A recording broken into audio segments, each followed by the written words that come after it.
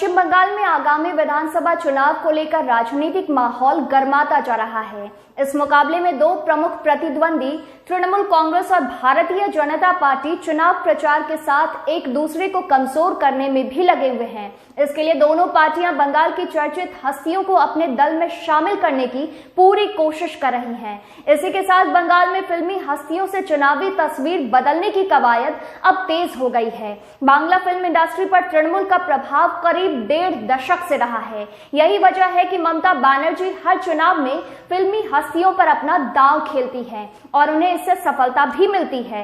ममता बनर्जी की इस रणनीति को अब बीजेपी भी अपना रही है। हाल ही के दिनों में कई फिल्मी हस्तियों ने बीजेपी को ज्वाइन किया है। ममता बनर्जी के सिंगूर और नंदीग्राम आंदोलन तथा 2011 में 34 वर्षों के वामपंथी शासन के खिलाफ परिवर्तन का माहौल बनाने में टॉलीवुड के फिल्मी चेहरों की अहम भूमिका रही है। अब बांग्ला फिल्म हस्तियों का झुकाव भाजपा की ओर भी होता जा रहा है। मशहूर बॉलीवुड अभिनेता मिथुन चक्रवर्ती का भगवा झंडा थामना यह बताने को काफी है कि बंगाल में अब फिल्मी हस्तियों का झुकाव बीजेपी की ओर होता जा रहा है। अभिनेता से लेकर क्रिकेटर तक बीजेपी में शामिल हो रहे हैं।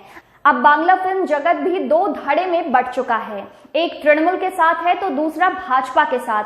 दोनों ही दलों ने कई फिल्मी हस्तियों को चुनावी अखाड़े में उतार दिया है।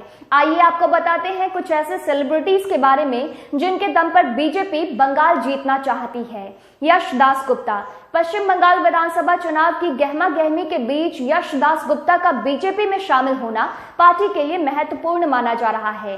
35 साल के यश टॉलीवुड का एक जाना माना नाम है। मॉडल से अभिनेता बने यश दास गुप्ता बंगाली के साथ हिंदी टीवी सीरियल में भी काम कर चुके हैं। साल 2009 में उन्होंने कोई आने को है और बंदनी नामक 2 टीवी सीरियल में काम किया था। यश दास गुप्ता ने 2016 में बिरसा दास गुप्ता की फिल्म गैंगस्टर में काम किया। बाद में टोटल दादागिरी, फिदा और मो जाने ना जैसे फिल्मों में काम किया।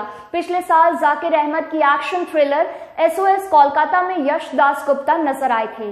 इस फिल्म में अभिनेत्री और तृणमूल कांग्रेस की सांसद नुसरत जहां ने यश के साथ काम किया था। रिपोर्टों के मुताबिक यश दास गुप्ता नुसरत जहां के करीबी बताए जाते हैं। यश ने खुद कहा कि अगर नुसरत बीजेपी में आती हैं तो उनका स्वागत किया जाएगा। हिरण चैटर्जी। बंगाल विधानसभा चुनाव से पहले बीजेपी ज्वाइन करने वाले हस्तियों में एक और बड़ा नाम हिरण चैटर्जी का है। उन्होंने 18 फरवरी को साउथ 24 परगना में केंद्रीय गृह मंत्री अमित शाह की मौजूदगी में बीजेपी की सदस्यता ली थी। हिरण चैटर्जी कई बांग्ला फिल्मों में काम कर चुके हैं। बीजेपी में उनका आना टीएमसी के लिए झटका माना जा रहा है। वे वहां पार्टी की यूथ विंग के उपाध्यक्ष थे, लेकिन हाल में उन्होंने इस्तीफा दे दिया और केंद्र में सत्तारूढ़ दल में शामिल हो गए। इसके बाद हिरण ने बंगाल सरकार की परियोजना मां कैंटीन पर टिप्पणी करते हुए मुख्यमंत्री ममता बनर्जी पर तंज कसा था। उन्होंने कहा, 5 रुपए में चावल और अंडे से सरकार को मदद नहीं मिलेगी। ये लोगों को मूर्ख बनाने के लिए है। हमें पीएम मोदी के विकास कार्यों को सपोर्ट करना चाहिए। पायल सरकार।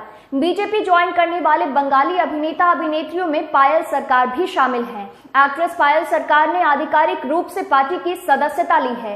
इस मौके पर बीजेपी के राष्ट्रीय अध्यक्ष जेपी नड्डा और बंगाल बीजेपी अध्यक्ष दिलीप घोष मौजूद थे। बतौर एक्ट्रेस पायल सरकार बंगाली फिल्मों के अलावा हिंदी टीवी सीरियल्स और वेब सीरीज में नजर आ चुकी हैं। एक्टिंग में आने से पहले पायल मॉडलिंग करती थी। इसी दौरान उन्हें बंगाली फिल्मों में काम करने का मौका मिला। उनके फिल्मी करियर की शुरुआत 2004 में हुई। तब से अब तक वे 30 से ज्यादा फिल्में कर चुकी हैं। अब सवाल ये है कि आखिर भाजपा बंगाल में इतने फिल्मी सितारों को क्यों जोड़ रही है? इसका जवाब ममता के उस हमले में छुपा है जिसमें वह भगवा पार्टी और उनके शीर्ष नेताओं को बाहरी बताने में जुटी है। भाजपा इन कलाकारों को खुद से जोड़कर अपने ऊपर लगे बाहरी के ठप्पे से पीछा छुड़ाने और बंगाल के जनमानस में पैठ बनाने की कोशिश में है। वहीं तृणमूल अपनी जमीन मजबूत करने के लिए फिल्म उद्योग से जुड़ी अधिकांश हस्तियों को अपने पाले में ला रही है। चलिए आपको बताते हैं कि बांग्ला फिल्म इंडस्ट्री तृणमूल कांग्रेस और भाजपा के राजनीतिक ध्रुवीकरण का हथियार क्यों बन चुकी है। दरअसल वर्ष 2014 के चुनाव में ममता ने बांग्ला फिल्म अभिनेता तापस पाल और अभिनेत्री शताब्दी राय को मैदान में उतारा था और दोनों जीते थे।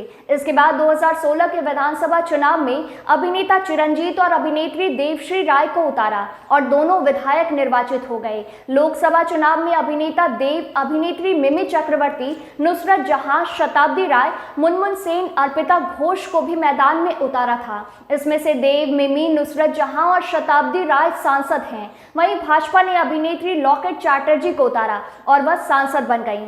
हालिया चुनाव में ममता ने बांग्ला फिल्म जगत की 6 अभिनेत्रियों, 3 अभिनेताओं व 1 फिल्म निर्देशक को उतारा है। ऐसे में इन फिल्मी चेहरों से चुनावी तस्वीर बदलती है या नहीं, यह तो 2 मई को ही पता चलेगा। फिलहाल वीडियो में इतना ही। ये वीडियो अगर आप फेसबुक पर देख रहे हैं तो हमारे फेसबुक पेज को लाइक करें, और अगर ये वीडियो आप यूट्यूब पर देख रहे हैं तो हमारे यूट्यूब चैनल इनसाइडर लाइव को सब्सक्राइब करें।